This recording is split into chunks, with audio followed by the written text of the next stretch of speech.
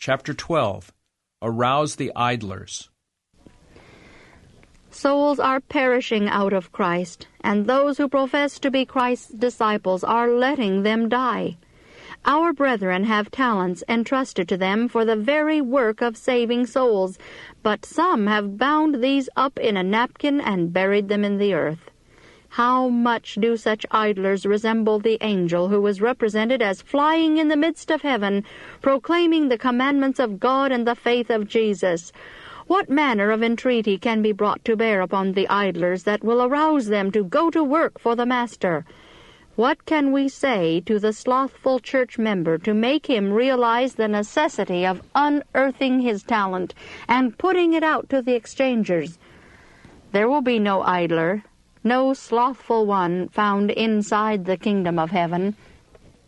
Oh, that God would set this matter in all its importance before the sleeping churches.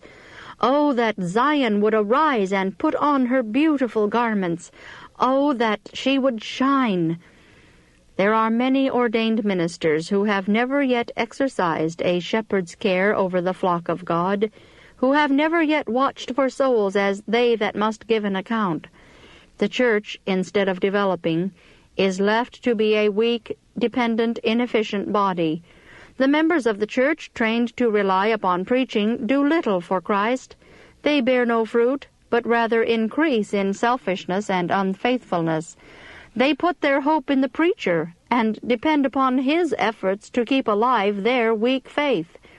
Because the church members have not been properly instructed by those whom God has placed as overseers, many are slothful servants, hiding their talents in the earth, and still complaining of the Lord's dealing toward them.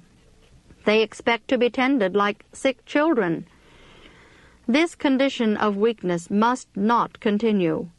Well-organized work must be done in the church that its members may understand how to impart the light to others and thus strengthen their own faith and increase their knowledge.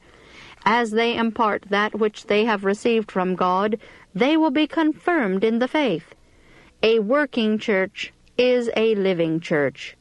We are built up as living stones, and every stone is to emit light.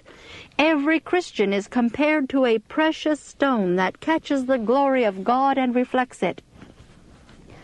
The idea that the minister must carry all the burdens and do all the work is a great mistake.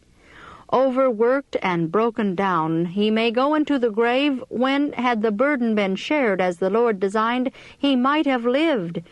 That the burden may be distributed, and education must be given to the church by those who can teach the workers to follow Christ and to work as he worked.